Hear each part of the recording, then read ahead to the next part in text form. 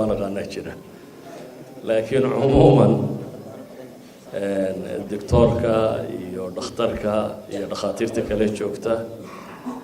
waxaan leeyahay Allah idin barakeeyo caafimaad kuna runtii waxaynu wada ogsoonahay waxyaabaha binaadamku ugu baahi badan yihiin ka mid yihiin waliba aan oran karo bulshada dadka ugu jilicsan bay la dhaqmaan qofka binaadamkii markuu caafimaadka waayo waa markuu ugu tamar daran yahay mahama uu magac kale iyo adduun kale iyo wax kale u haysto hadduu caafimaad waayo waa min adcaf الناس waa binaadamku markuu ugu kadan yahay dhakhaatiirtuna inta badan waxay la dhaqmaan markaa dadku markuu ugu liito ama madaxweyne ha ahaado ama miskiin ha ahaado ama taajir ha ahaado ama sheekh ha ahaado ama cid kale ha ahaadee idan nabiguna calayhi salaatu wasalaam wuxuu tilmaamayaa qofka qof mu'mina kurba ka fayda isna ilaahay kurba min kurbati yowm alqiyaama buu ka fayda marka ugu horreyn dhakhaatiirta waxaan odhan lahaa ixtasibu shaqadaad qabanaysaan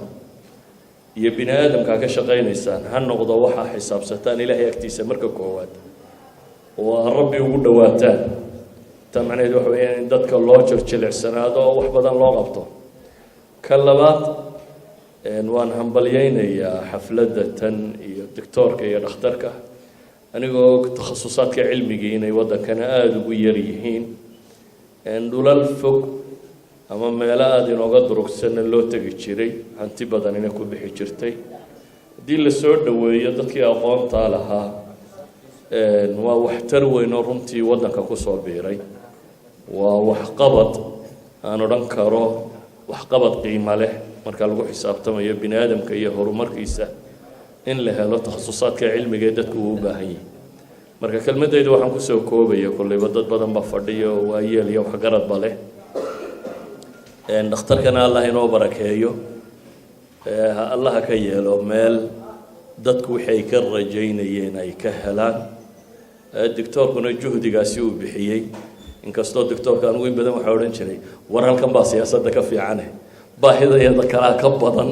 ta siyaasadeed tan noo xooji maantana waa kusii xoojinaya waxaan leeyahay tan baanu uga baahi badannahay ta siyaasiga marka baltaana mala markuu beshanka gaadho u kiciye tan allah la qabto. Assalaamu calaykum waraxmatullaahi wabarakaatuh.